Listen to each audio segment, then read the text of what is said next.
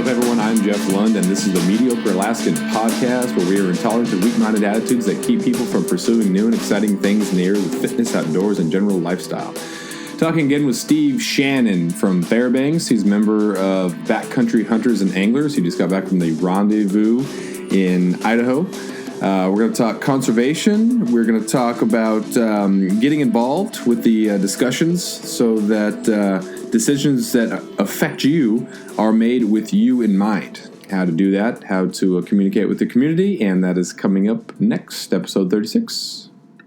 Go. So I was out fishing this morning. My morning ritual is wake up, go to the river, fish for steelhead for about an hour, then head to school. And a buddy of mine was out there, and he said his hands were really cold. And I thought, yeah, it's pretty cold. It was 34 degrees, and so that made me think. Wonder what the weather is. What is the weather like in Fairbanks right now, and what are the chances that you'd be fishing anytime soon that doesn't involve ice fishing? I think the grayling will be running back here pretty soon. Okay. I mean, it's been beautiful by Fairbanks standards. We're definitely in the midst of breakup right now. What's the temperature? 46 right now. Really? Yeah. So just as warm. I guess once you guys turn the corner, it starts to warm up pretty quick, doesn't it? It does. It does. Yeah, we have, what helps a lot right now is we've got tons, I want to say like 14 hours of daylight right now. Oh, yeah. Huh. So Interesting. Well, I guess it is April. That should probably happen. So you just got back from the Backcountry Hunters and Anglers Rendezvous. That was in Boise? Yep, Boise, Idaho. Absolutely. I was looking through some of the pictures, and I saw that they had a campfire session where people told stories over the campfire. Was that like fun hunting stories, or was it like real, like a TED Talk for outdoorsmen? Little of both. It was, there were Remy Warren, as somebody, listeners might know, Steve Ranella from Meat Eater. So Remy Warren is from Solo Hunter and a couple other things. And then Steve Ranella from the Meat Eater podcast and the show Meat Eater. And then we had Yvonne Chenard who's the CEO of Patagonia. And then there were three other storytellers during that campfire storytelling that were locals. I think one lady was from BHA, and then two folks were from Idaho. So we had Remy actually had an incredible story. He, to give you an example, just got married a few days ago and somehow convinced his wife that the BHA Rendezvous was a good place to spend their honeymoon. Nice. So, yeah, right. That's she's a keeper, man. She's got my vote. Yeah.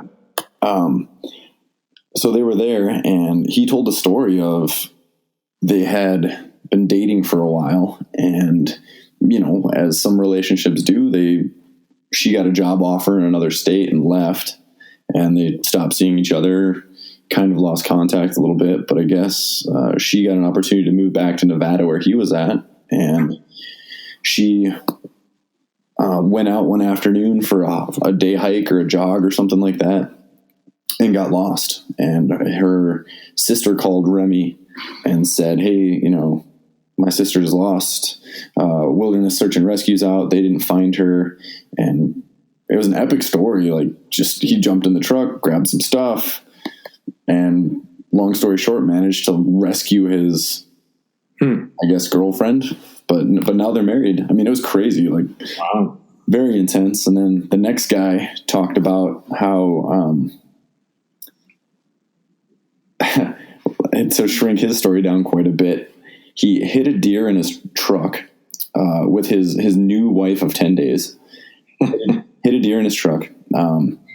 Didn't have a way to dispatch the deer as it was lying, semi-lifeless on the side of the road. So they spun around and went back to get his rifle. And by the time they got his rifle, returned to the scene of the accident, the deer had crept back into the brush, and he went in there to go find it. Couldn't find it. It was the middle of the night, and apparently there was some, reports of people who had been out poaching deer. So he didn't want to be caught trying to find this injured deer and then get arrested for poaching. So me, myself, and Irene. Yeah, right. And so totally thought of that. Oh man, yeah.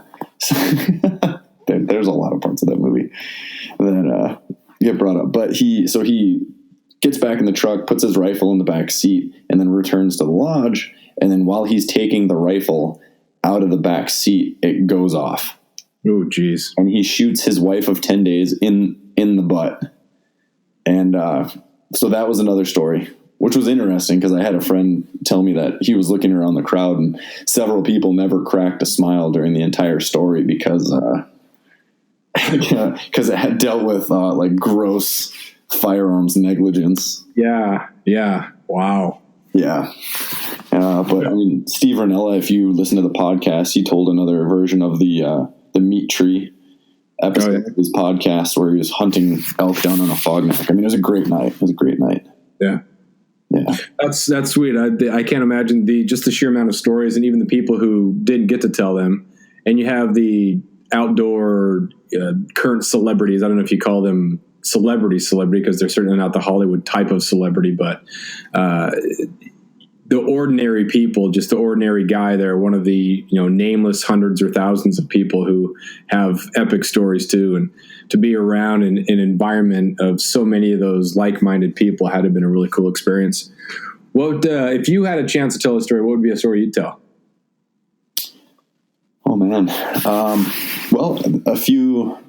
It'd probably be my caribou hunting story from this past fall with my brother. There's just a lot of different things that I think of. And I had an opportunity at the University of Alaska Fairbanks in February.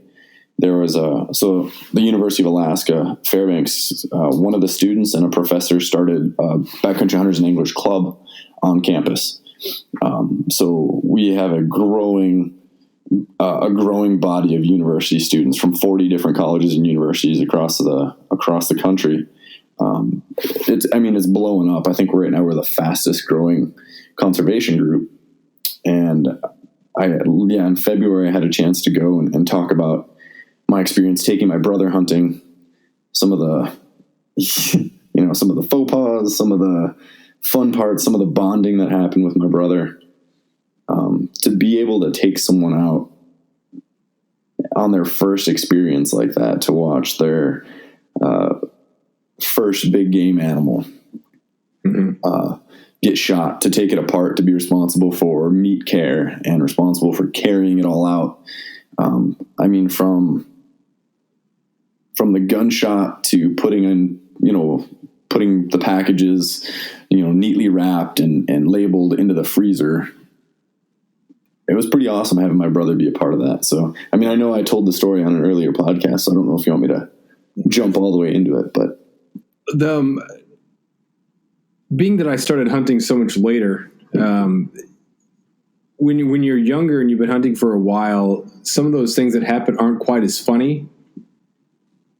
And so the initial things, the growth type things, when you're a little bit older, they tend to be a lot more funny. And then you understand the gravity of those moments so much more as well, whether they be funny or just the purity of the moments, because you're not 12 anymore, you're not 16 anymore. You understand the fragility of life and you understand the experience as a whole. But yeah, touch on that story a little bit, kind of the highlights, and you can retell it in case they haven't heard it. Sure. So while I was at the Rendezvous to talk about, I think we both came to hunting after I in my 20s, I started in college with a roommate that took me duck hunting, and it came from there. But I found out at the Rendezvous this past weekend that there's a term for that. It's apparently called adult onset hunting, which sounds like an illness, and I guess in some ways it is. But that's like the industry term for folks like us. But to touch on the caribou story, this past fall, I drew a DC 485 caribou permit for Unit 13. And my younger brother asked if he could come along with me. So he lives in Florida and has for about the same time that I've lived here in Alaska. And he wanted to come along, wanted the adventure, wanted the opportunity to see the backcountry of Alaska. And so we put together a trip to I mean, I'll do that thing where I tell you what most hunters won't do. I'll tell you where I went and how I got there. Yeah. But we put in our raft in the Tangle Lakes and paddled from there and got in a few miles, hiked a few miles on top of that. And I mean, just the weather was perfect. We saw, I mean, the Tangle Lakes is an amazing spot to go fishing. The grayling make the water look like it's boiling. There's a couple spots in the Tangles where you come around a corner and there's a still spot, and we came around one of those corners and the water was really still, and we flushed probably 20 swans out of there, and they just took off over our heads. I mean, it was like all those little pieces of the trip were there for him to experience, and to experience with my younger brother was pretty special. But we got out of the raft, we pulled it up on shore, made our hike in a few miles, and just kind of picked a spot on the horizon that looked like there, you know, caribou should be walking through the saddle out there. So we started walking towards that saddle. Got about 3 miles off the water and sat down to eat some things. And, you know, you're checking in on him. How are you doing? We stopped to rest. He was doing great. And just, I think both of us together, I'd never taken somebody that brand new hunting. And so I learned a lot on this trip, but as we got a little bit further in, a few hours into our hike, we managed to, you know, stumble onto a group of bulls. It was the first day. They were the first bulls we saw, so it was one of those nothing ventured, nothing gained moments, so we decided to get kind of aggressive. They were walking the ridge line up behind us, and we dropped a little bit farther down on the hill behind this little lip so that we could kind of crouch over and parallel along them without them seeing us. And so we, you know, not quite jogging, but moving as quickly as we could, predicted where they were going to go and just kind of got there as quickly as we could, got out in front of them, found a little group of cows that we realized they were following. So when we got next to those cows, about 150, 200 yards away, we crouched down there and I found a rock to get set up on. And as that group of bulls came in, I picked one out, waited for him to get broadside by himself. And, I shot, and it was one of them.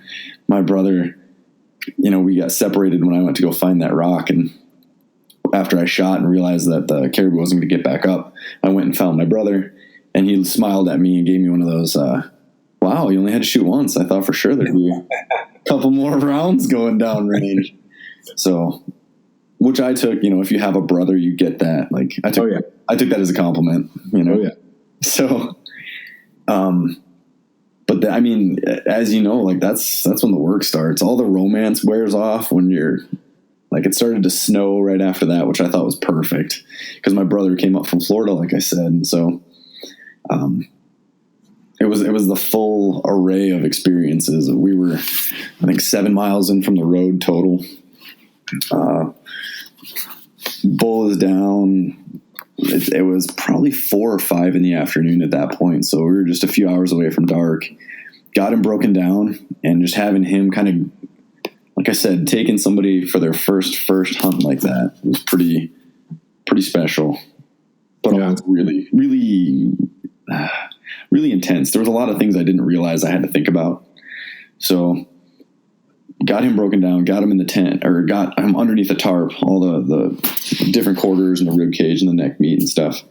Got our tent set up, and then trying to explain to my brother, like, this is as flat as we're going to find. So we just have to suck it up. And then waking up every couple hours because we were sinking down to the bottom of the tent. Oh, I hate that. Yeah. He actually woke up in the middle of the night, and he was, you know, shivering really hard. And I think it was, I don't know if he was cold so much as it was, I think the enormity of the situation kind of set in. Yeah. And so he was, you know, we're sitting there and I'm trying to calm him down. I got the jet boil out and heated up some water and put it in a thermos and, you know, let him put that inside the sleeping bag. And we talked for a while and he got calmed down again and stopped shivering. And we both got a little bit of sleep. But then like the next day, it's funny when I flip through my phone, there's lots of pictures of us paddling out and some from the hike in, a bunch with the caribou down. And then like the day of packing out, I think I got 2 photos. Yeah. So it was like a sun up to sundown endeavor. We ended up leapfrogging loads back and forth, and a lot, how it goes, like a lot of carrying weight like that is just mental, like when you know what it feels like, you're like, yep, it's just gonna be a suck fest. This is gonna be what it's gonna be, and not knowing what that's. Yeah, that's why you have to have a separate person doing all the filming, because if you are a hunter in any regard, there's no way that you're going to take time from the hunting process or the packing process to hunt. So some of these guys who get amazing footage on solo hunts of doing everything and taking that time. It doesn't take much time to get your phone out and take a picture, but it's just changing your focus a little bit. And you get so dialed into, I just want to get off the mountain. I just want to eat food. I just want French fries or pizza. It's hard to break your mind free of the task to enjoy the moment. But I totally know what you mean there. Oh, absolutely. It got towards the end of the day. It started to get a little dark, and we were, just a few hundred yards from this. We had the raft beached on the other side of this little dome, and we were on the far side of the dome. We kind of had to hike up and over it due to some of the just crazy alder patches and stuff at the bottom. We were going to hike over, and we both just sat there in silence for 5 minutes trying to kind of, all right, last push, get yourself mentally together. But I think all day we exchanged maybe 20 or 30 words. And like I said, part of it was him complaining about the bugs while he wore my head net. So, but my mom saw pictures of that stuff, and what if there were bears, and what happens when if something happened to you guys, how are you going to get out there? And that's what makes it an adventure, is risking things, right? Like being away from people and safety and reducing your safety net. And my brother now will tell people like that was physically the most demanding thing he's ever had to do, but he would go back and do it again in a second. Yeah. And so it's real, it's not a roller coaster or some sort of theme park ride.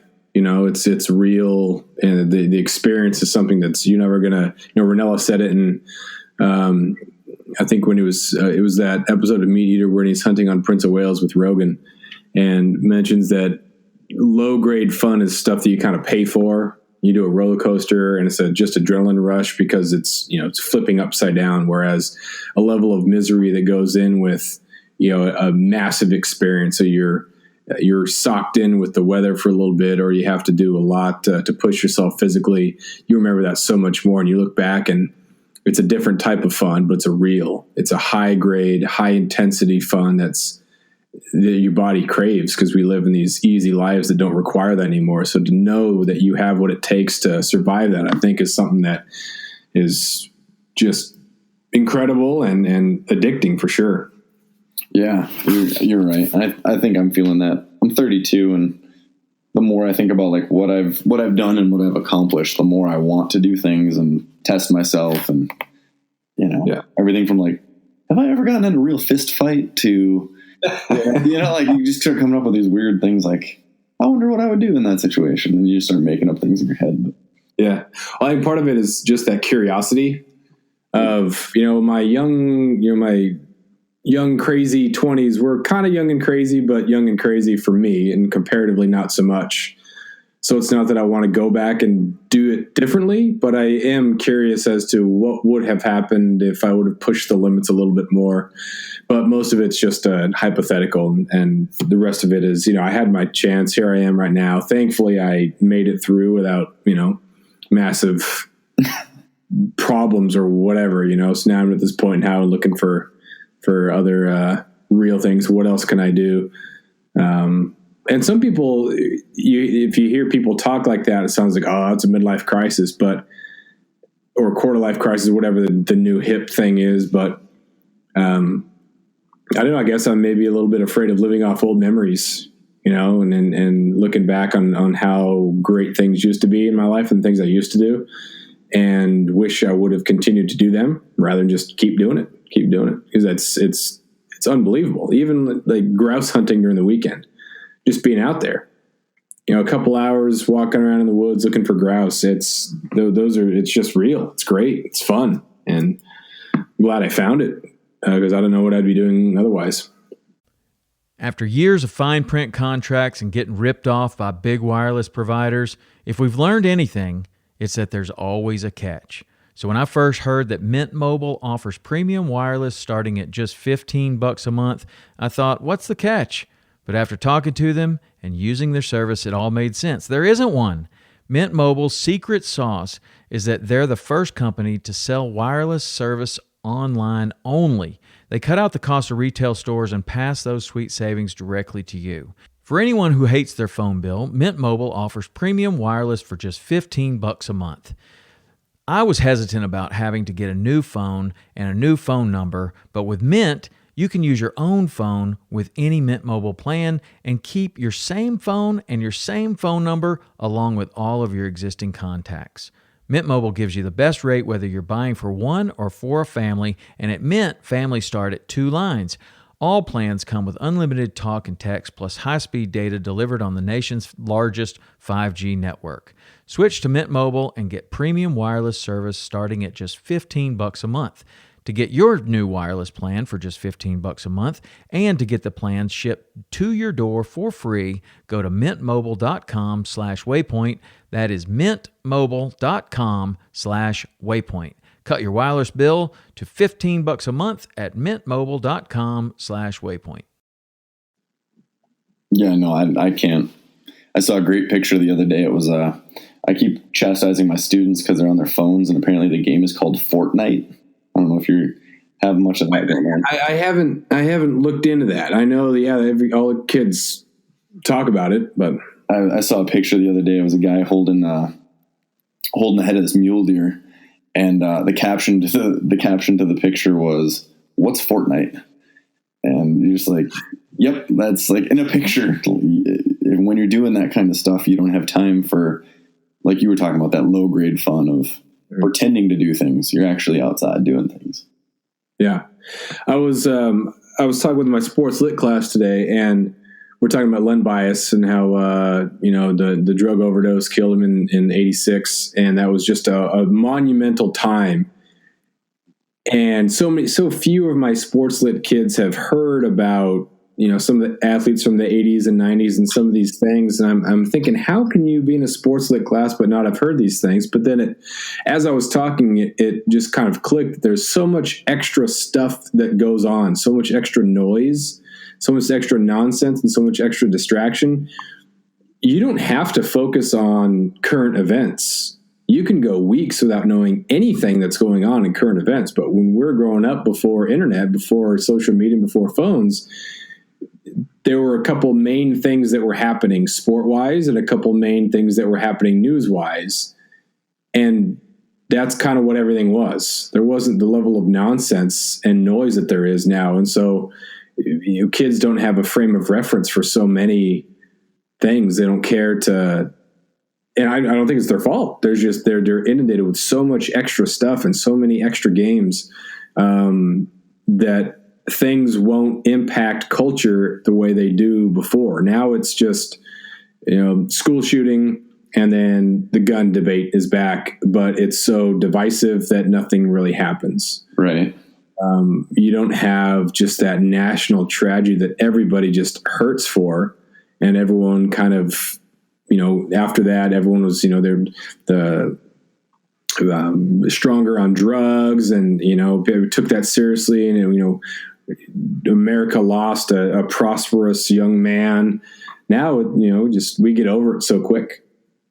We don't take time to appreciate things. There's people out there that are mocking or making fun of something serious on the internet, and it's anyway, a tangent right there. But yeah, Fortnite, all these things are distracting them from real things, and I don't know what's going on. So yeah, and that's really what the Rendezvous is about, right? Is pulling together people who see that, who value being in a place where you don't have access to those things, where you can't. There's no cell reception. There's no way out. That's being in there and testing your metal. That's really what a big part of these things are. Is unplugging, finding that solitude, and to go to a place like they're calling it the North American Rendezvous, because we've got chapters in 39 states and 2 Canadian provinces. So going to the North American Rendezvous like that, and just every person you meet, you shake hands with, has that same, same land ethic. They have the same desire for these big remote places. And then you go down to places like this and you're from Alaska and it's like, whoa, man. Yeah. And I remember last year I went to the one that was in Missoula and bumped into some guys from South Dakota. And I went to college in a little place in Iowa, northwest corner of Iowa. And that was kind of where a buddy of mine took me duck hunting. I started chasing pheasants, and I made mention of that to the guy from South Dakota. I was like, man, I miss pheasant hunting. And his jaw dropped, and he was like, every single person at this rendezvous would take a sheep hunt over like having a left hand. And you're going to tell how much you miss pheasant hunting? And I was like, man, you don't get it. Like everything up here starts to become like an expedition sometimes. Like it takes a little bit of planning. It takes a little bit of getting away from people. It's like, man, you can go like take a shotgun in your Blaze Orange and go walk the ditch and, shoot a couple pheasants before after school one day. Yeah. Yeah. But there's so many opportunities like that to be had.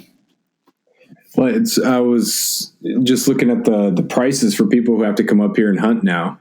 Yeah. Like the good and the bad. So if you're down south, you can drive to other states. You can drive to different parts of the state, for fishing, for hunting, for everything. It's a lot less expensive. To be the road warrior thing, you're just buying coffee, sunflower seed stuff to keep you awake, but you can have everything packed in the back of your truck. Around here, it's tough to get around. If I'm the Southeast, the expense for me to, even though I'm in state and I don't have to pay a huge fee for the tags or for the license, just me getting up to the interior is expensive. If I fly, and that's expensive. If I take my own truck and do a road trip, it's expensive because I got to get off this island and onto the mainland. But the opportunity, like you said, it's huge bucket list type stuff that some people save so much for, and they only get it. It's the trip of a lifetime. And it's a huge sacrifice for them to be able to go. Whereas, it's not as big a deal, for us. And I hope I don't lose that perspective. Everyone says, "Oh, you're from Alaska. Have you goat hunted?" "Oh yeah, we see them a lot." "Oh my gosh." Yeah. Black bear. "Oh yeah. Yeah. Not a huge deal."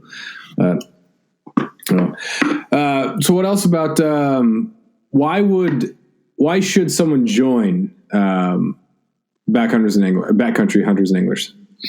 Ooh, you're going to let me make my pitch? Okay. I'm going to let you make the pitch. Let's go. All right. So Backcountry Hunters and Anglers started in Oregon, actually, in 2004 around a campfire. And it was guys with strong conservation ethic, guys and gals with a strong conservation ethic that wanted to defend big tracts of wild places.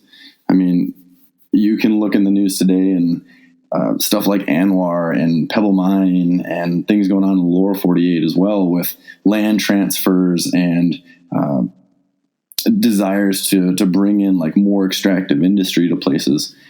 They were seeing a reduction in the quality of habitat, a reduction in places where there was good, cold, clean water for fish, and big, expansive wild places for healthy populations of wildlife. And rather than taking and looking at this and saying we need to protect, species X or Y or Z, they recognize that you've got to conserve the land. And then when you take care of the land, the animals and the fish take care of themselves. Mm-hmm. So why should, I think it's a great group for, if you're in Rocky Mountain Goat Alliance or a member of Trout Unlimited or Wild Sheep Foundation, Rocky Mountain Elk Foundation, National Wild Turkey Federation. Like, we have tons of members that are part of our group, as well as like single species groups, because we recognize they see a value in, you were talking about gun control stuff. Like, I'm seeing a lot of NRA things in the news lately. Like, if we don't have our guns, that's going to reduce the opportunity to hunt for a lot of people. But I can have a gun, and if I lose my opportunity on land, I still can't hunt. So I think two things go hand in hand, right? So again, like, I think because we're focused on land conservation, focusing on quality of habitat, focusing on access is a really big one. That's why our group's important, because if you can't get to these big wild places, like I said, I went to college in Iowa, and I remember after Easter, we would go to Walmart and buy bags of candy, and then go drive country roads and find farmers that were working on equipment or baling things, like feeding animals. And we would stop and bring a bag of candy and try to get permission to hunt their land. Nice. Hey, if you need some help sometime, here's our phone number. Give us a call. We'd be happy to come, mend fences or clean up the barn or help feed animals. We're wondering if, maybe we could have an opportunity to come hunt turkeys this spring, and to come to Alaska and never have to ask anyone for permission. Yeah. Like, that's actually, I know how many people buy the Delta bison permits. And that's actually one of the reasons I'm every year kind of thinking, I won't say whether I do or not, but to think that I would have to go and ask permission to hunt someone's land is a hard one for me. I don't like that idea. Another part of that for my brother, like, we pulled into a campground, parked my truck, and just went. And we could go as far as our legs could take us, as far as our arms could paddle us. We could go wherever we wanted. And there aren't very many places left. If when you start thinking about it, we're not making a whole lot of wild anymore. But there's plenty of places that have lots of roads, and plenty of places that have private land if that's what you want to hunt and how you want to get around. So I mean, I think that would be my pitch to people. A couple of years ago, there was a lot of talk about transferring land from the federal into the state hands. And really the detractor from that is that states can't afford to manage it. I mean, you're a teacher. You're hearing all the stuff going on in Juneau right now. Everybody's broke. As the petroleum industry goes in Alaska, so goes the state's budget. And things are super tight. And I think we're projected to continue to get tighter. And if we were responsible for managing as much land as the federal government has, in addition to our state land, one good fire season would wipe us out, Yeah. So that's people are distrusting of the federal government, and yet a lot, the federal lands are what we enjoy so much and our access to. So it's kind of hard to be anti-government when it's the government that holds it. And like you said, that if it was in charge of the state there would be no way that would be able to keep and take up and maintain the land. It's so complex and so different and so just mixed up and so hard to figure out what a solution is. And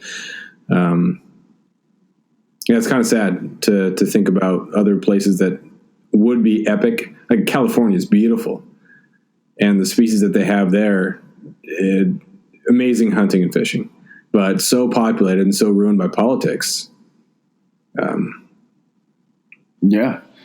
had a friend that moved to Texas he lived here in Fairbanks with us for a while, moved to Texas, and 2% of that state is public land. So if you want to hunt anything, even hogs, like you hear so much in the news how much of a nuisance feral hogs are all over the southern United States. You have to go pay someone. Yeah. And it's, I can't imagine that. And I message him back and forth all the time, and it's like, dude, it sucks. He said, it's crazy. Like, if I wanted to, I could pay someone to take me in a helicopter and, with a freaking machine gun, I could shoot hogs because it's just a different place, but I don't want that. I don't want my kid to have to do that. I want him to have access to the mountains, to look at things, and I don't mean just for my kid, but anybody, to think that in America, compared to other places around the world, that no matter what your income is, you could go and take a bow and some arrows, or you could take your granddad's shotgun and find a piece of public land and go, in the Western United States, chase chukar with your shotgun. You could go and chase turkeys in the Midwest. You could do, any of these places, you don't have to pay for that. you get your hunting license, you get your tags, and you don't have to ask anyone's permission. Mm-hmm. And I mean, how many places are left like that in the world that you can do that? Yeah. Well, that's the sad thing about Texas too, is that it's got such a reputation for having such massive bucks. And it's on people's lists for going to if you want to hunt big bucks, and you got to be thinking about Texas, but you can't think about Texas because, like you said, it's so prohibitive. There are some places, if you do the work, you can get, there's some spots in, I guess, Idaho. You hear some stories about people getting really nice animals on public land. But the thing that's scary too is the access, and then also the idea of what's socially acceptable with grizzly bear hunting outlawed in British Columbia and then New Jersey. And, in addition to not having access, not even having the ability to in some of these states, because the more populated towns are making the decision on behalf of everybody else without the benefit of knowing what it's like to live outside of the city. It's a pretty intense attack on the lifestyle. Yeah, I think as hunters and anglers and people who love the outdoors, I think we need to do a little bit better job telling our story and explaining some of the management that needs to go into these places. You're talking like megafauna. It's wolves and bears are the thing that keep coming back to. Just who doesn't look at a picture of that and just think it's special, right? Like, where they're the top of the food chain.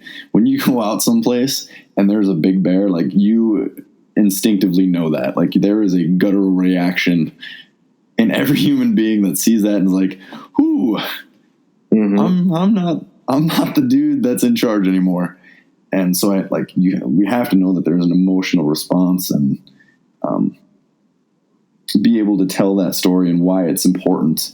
You and I were exchanging emails about deer hunting on Prince of Wales and the wolf population. And, if people want to have the opportunity to feed their families and do so with wild game, we have to be able to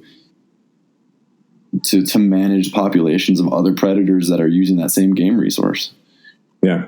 And there's a way to tell that story and explain it. And I don't think we always do that very successfully. And that's what I really like about BHA is that's as important, how we're doing these things. It's an honest tale of how these things happen, but it's not as, I guess to boil it down, if I 10 years ago bought a hunting DVD, it would be, $30 shot out of a tree stand in 10 minutes. And you're just it was kill shot after kill shot after kill. And it's, I think that's why the rise of Steve Rinella has been so prominent. And the shows like Meat Eater or Randy Newberg's got Fresh Tracks with Randy Newberg. And it's on YouTube now. It tells a story of the beginning, the middle, the end, from, drawing the tag or starting at the trailhead to the shot, to the pack out, to putting it in the freezer or feeding your family with it, in place of what hunting media used to be, where it was here's a bunch of kill porn, Yeah. So, and then the tractor comes out to pick up and scoop up. Oh God. Yeah. Yeah. It's yeah.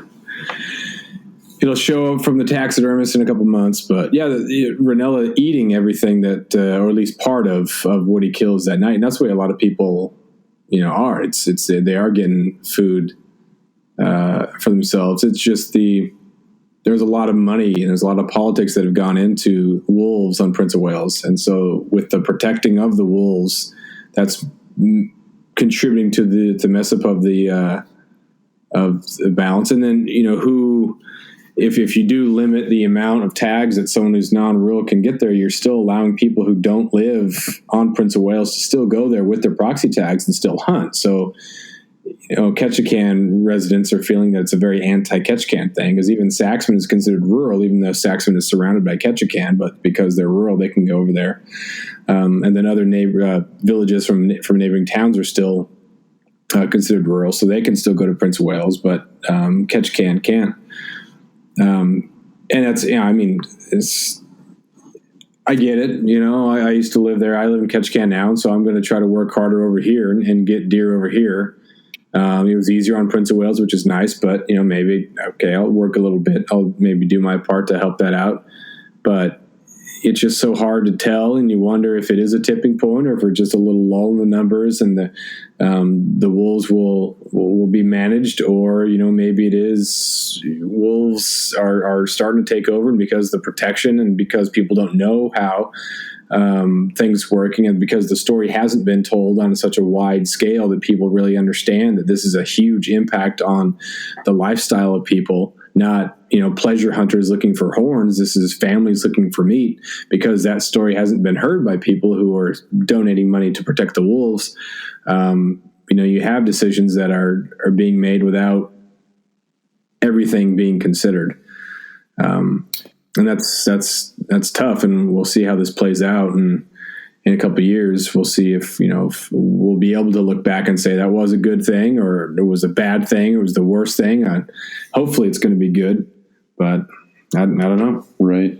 And I think that's a big piece of what I think our goals as an Alaska chapter of Backcountry Hunters and Anglers is how many guys in Southeast knew that, it was Wildlife Proposal 01 to reduce the number of deer being able to be taken on Prince of Wales by non-local, non-federally qualified subsistence hunters. Like, how many guys even knew that was out there? And now it was kind of, for a lot of them, feels like somebody dropped a bomb. Like, wait a minute, that reduces in half the number of deer, the number of bucks you can take. Yeah. So that's one of the things, like, to know that you have a voice in that.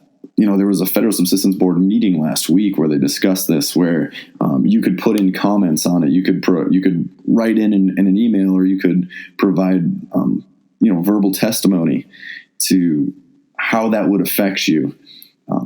We have a say in these things, and it doesn't always feel like we do, but to really push for, okay, what are the exact wolf numbers? Talking to area biologists and asking, like, what do you think? And these people went to school for years and are essentially the experts or closest thing we have to experts on these game populations. And, what's the best way to manage that? How can we reduce that? Who do I talk to about being able to, have the conversation about increasing take of predators? How do I talk to people about, when's the next federal subsistence board meeting so that we can look at the numbers and have more say and let let the people in the area, in the local area that hunt there, how do we let hunters know that, hey, this is something that's coming up and this is what the numbers say, and it's either necessary and therefore, like, it is what it is. Like, our state is managed with a tiered system, and the top tier is always going to be subsistence preference. Yeah. And I think that's important. Our group definitely respects a subsistence preference, because not everyone can get to Fred Meyer's or Safeway. Yeah, exactly. Absolutely, that's necessary. Like you said, we're talking about people's food security in some cases. But if those things aren't biologically based, if they're not a science-based decision, we need to talk about that too. Yeah. Well, one of the issues that has been expressed here is, and a lot of the wolf trappers over in Prince of Wales, who essentially see it as they're not subsistence trappers for wolf, they are subsistence trappers to keep wolves from killing the deer. And so they take it upon themselves to break even at this endeavor so they can keep the wolf population low. And they've been saying that the quotas was grossly below what it should be. And within, I think it was 2.5 weeks, the trapping quota had been filled. So if it was that easy to access and fill the trapping quota for wolves, people are pointing to that and saying, look, we were telling you that your estimations are off and that the wolf population is exploding. Look at how easy it was for us to trap these wolves. And wolves are not easy to trap. No. And so it's I don't want to use the term questioning the science, but definitely not sure that the numbers are really indicative. And in such a thick, dense forest like Southeast Alaska, how are you going to get an accurate count of anything? Yeah. Big, third largest island in the U.S., tons of space, and some of the guys I know who are going out and getting wolves, they're spending a lot of time going there, and some of them are they're trying to trap on surrounding islands because they can't do as much good on the big island.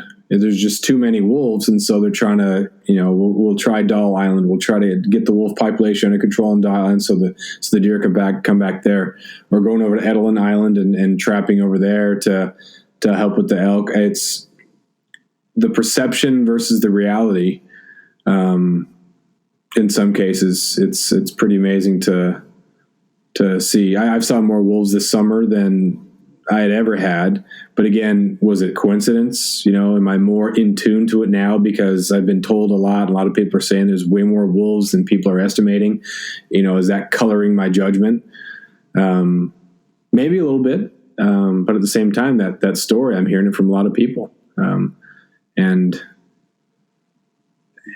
they sometimes feel that they're not listened to, and I think all hunters and anglers to a degree feel that way. So maybe that's supporting your pitch for joining something like Backcountry Hunters and Anglers. Sure, yeah. And I mean, people can and should, the biologists are every biologist I know wants people to talk to them about what they're studying, what are they seeing, what are the numbers, what are the statistics, and again, you can say, hey, over the last 5 years, it took us 3 months to catch our quota of wolves 5 years ago, and now it takes us 2.5 weeks. We're not getting that good at it. It's not that the trappers have improved that much. It's, you're right. These things have to be brought up, and it's got to be based in what you're seeing.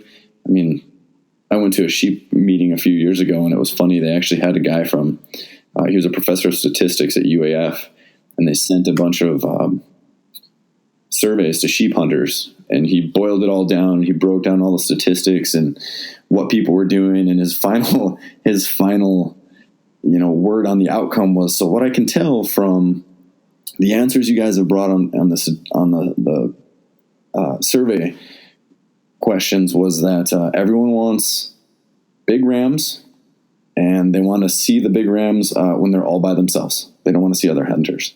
And everyone in the room laughs, and they're like, "Yeah, like, is that too much to ask for?" Or you got so. I mean, that, like you said, there's always the guys that are like, "Oh, the wolf population's too high." And for a lot of guys, the wolf population is always going to be too high.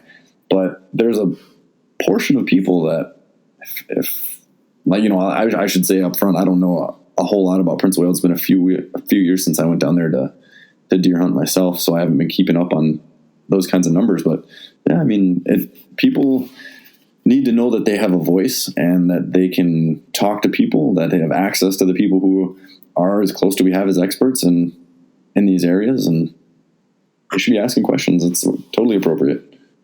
Yeah. Well, it's a school night, man. So we'll kind of leave it there, unless you got anything to add. Any final thoughts about the rendezvous down south, or the upcoming spring, and or anything else? I will say the rendezvous this year. I talked our chapter secretary Travis into doing the rendezvous every year has a cook-off competition, so it's open to any of the chapters that want to try. And I talked our secretary into doing the cook-off with me. So this is our first year doing it as a chapter, and we took second place. So nice. What'd you cook? So we explained to them that Alaska, holding a third of the federal public land in the country, was just too big for us to limit ourselves to one dish. So we wanted to cover Alaska from sea to summit. So we brought bowhead whale. So we brought muckduck from Utqiagvik. So we said that's the farthest north community. And then we went to the Gulf of Alaska and did halibut ceviche. And then from the bottom of the ocean with halibut to the top of the mountains, we brought herb-crusted Dall sheep backstrap. So tried to cover it all.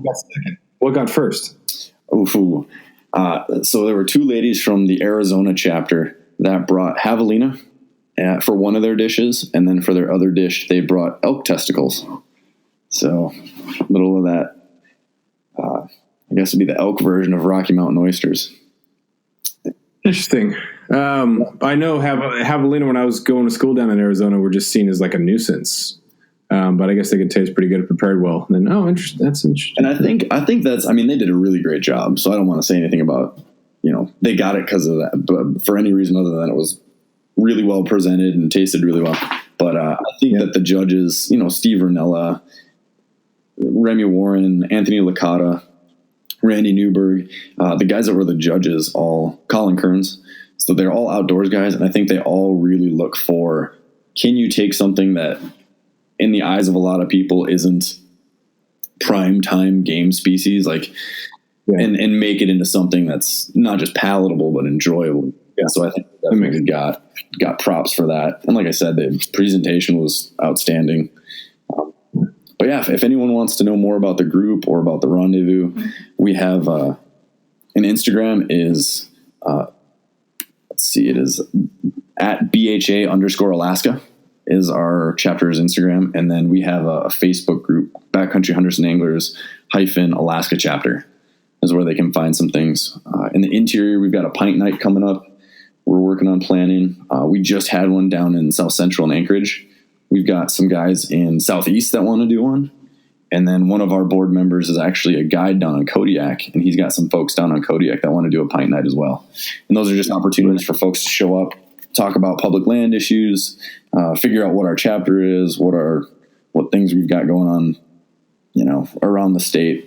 It's a big state, so there's a wide variety of issues. We just wrapped up, you were talking about the deer on Prince of Wales. We just wrapped up providing comments on Wildlife Proposal 1857, which was similar to WPO1 with, it would have closed caribou hunting across the North Slope to non-local, non-federally qualified subsistence hunters. So it would have shut off part of the Dalton Highway Corridor, the North Slope.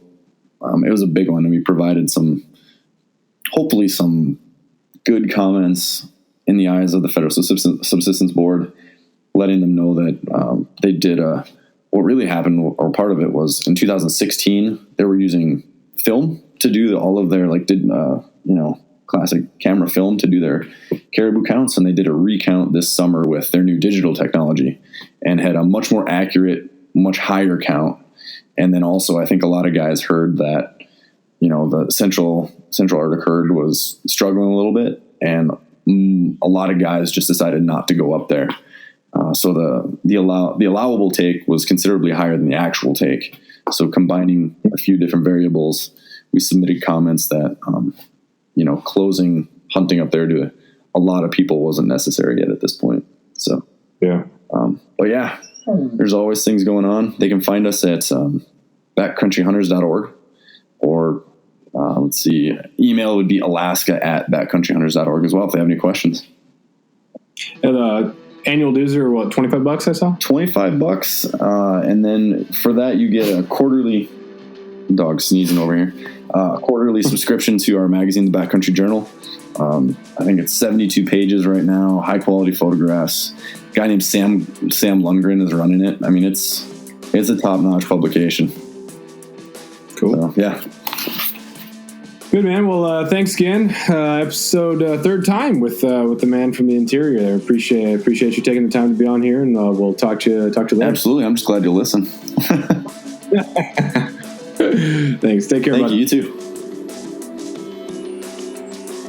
That will do it for this episode. Make sure you go to themediocrealaskan.com. Check out content there, columns from all things Alaska, and we will talk to you next time.